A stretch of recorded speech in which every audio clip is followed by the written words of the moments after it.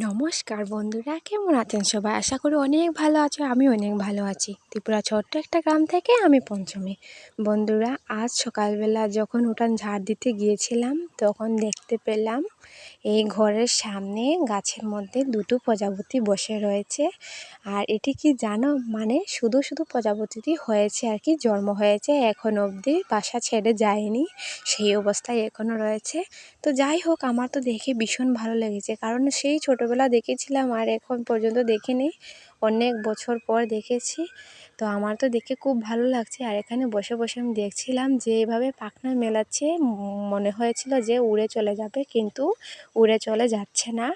তো এইভাবে বসে রয়েছে। তারপর কতক্ষণ বসে রোয়ার পর দেখতে পেলাম আবার পাখনা মেলাচ্ছে। তারপর বুঝতে পেলাম যে না, এটা বাতাসের কারণে হচ্ছে। আগেরটা ঠিকই পাখনা মেলাচ্ছে, কিন্তু এটা বাতাসের কারণে নড়ছে, তো যাচ্ছে না।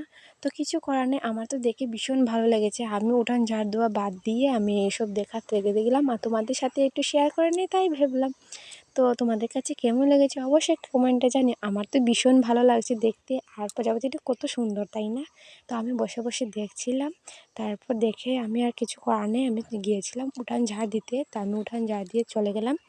তো উঠান ঝাড় দিয়ে তোমাদেরকে এসে দেখাবো যদি থাকে আর কি। তো যাই হোক, এখন আমার উঠান ঝাড় দেওয়া কমপ্লিট হয়ে গেছে। তো আমি এখন উঠান ঝাড় দিয়ে দিচ্ছি। এই দেখো, উঠান ঝাড় দিতে না দিতে আবার পাতা পড়ে গেছে। তো এসে দেখলাম এবার প্রজাপতি রয়ে গেছে। তো যাই হোক, আমাদের উঠানের অবস্থা দেখতেই পাচ্ছ, কারণ আমাদের মানে বাড়ির চারিপাশে দিকে আর কি গাছপালা অনেক রয়েছে, যার কারণে আর কি সবসময় আমাদের বাড়িতে পাতা পড়ে যায়। উঠান যার এক সাইড থেকে শেষ হয়ে এক সাইডে ভরে যায়। তো দেখতে পারলে আমাদের চারিদিকে আর কি বাগান রয়েছে, বাড়ির বাঁশ বাগান রয়েছে, গাছপালা রয়েছে, তাই। তো এখানে উঠানের অবস্থা এই হয়ে গেছে।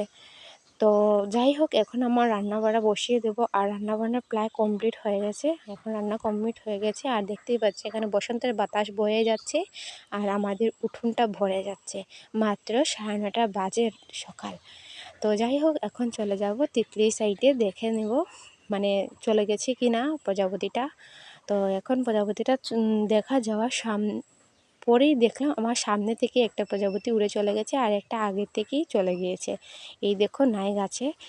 তো তোমাদের কাছে ভিডিওটা কেমন লেগেছে অবশ্যই কমেন্টে জানিও। ভালো লাগলে লাইক কমেন্ট শেয়ার করতে ভুলো না। দেখা হচ্ছে পরের ভিডিওতে, ততক্ষণের জন্য বাই, টাটা।